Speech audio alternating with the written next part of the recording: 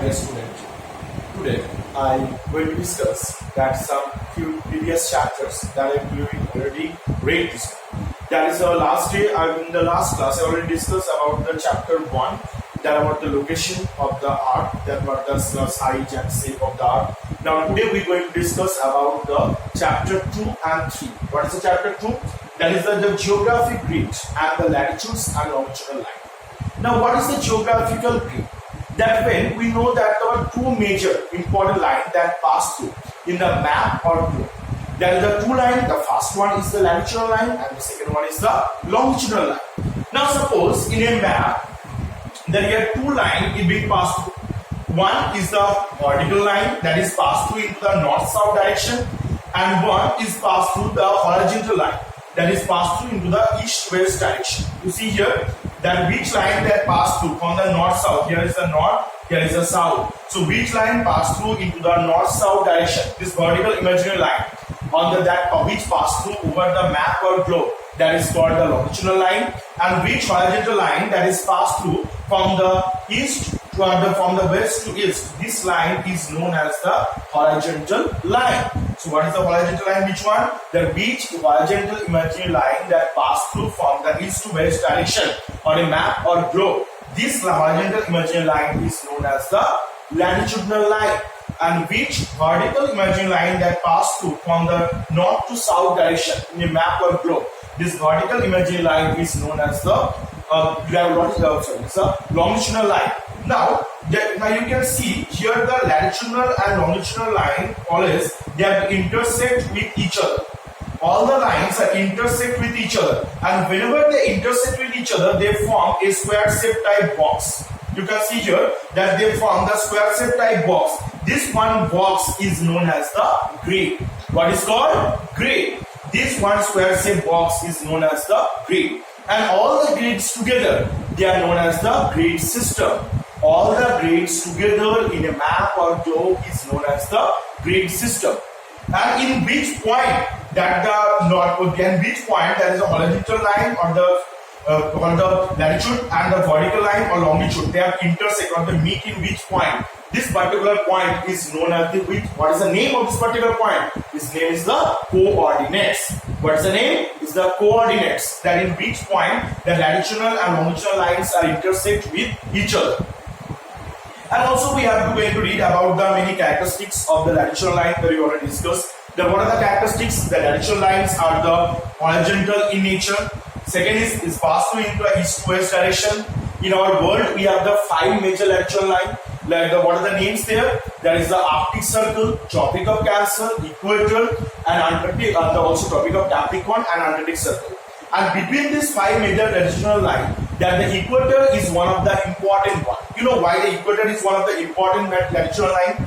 Because that the equator is only one latitudinal line that is passed through into the center of the Earth's surface, and it divides the Earth into 2 equal halves. For that reason, that the equator is one of the major important latitudinal lines. And also this latitudinal line, they make the different climatic zone.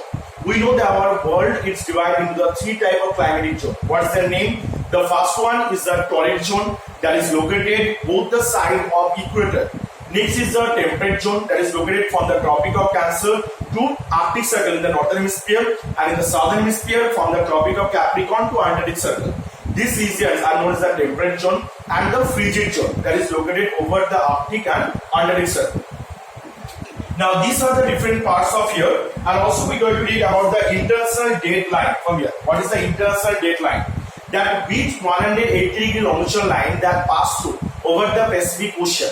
And if we cross this line, then a new day and new days are start to begin. This line is known as the international date line.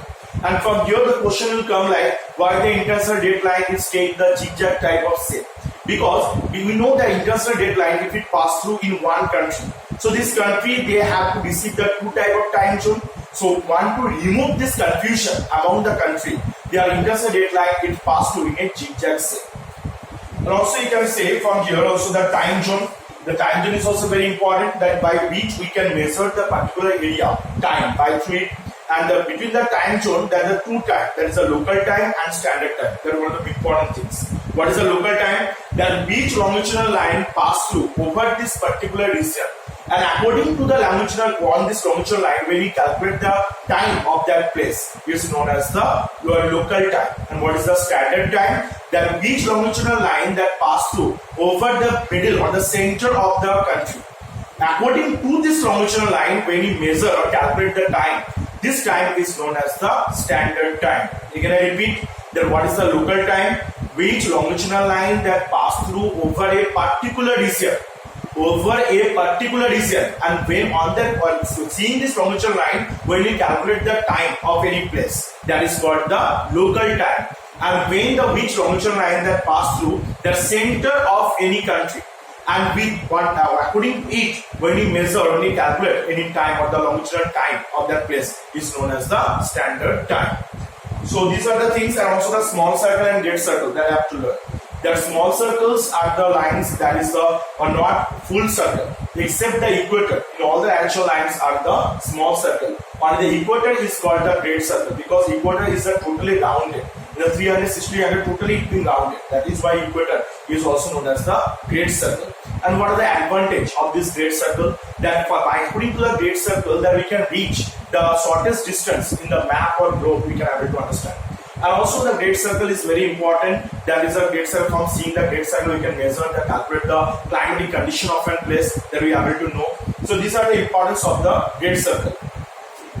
And see the chapter 3, there is a rotation and revolution.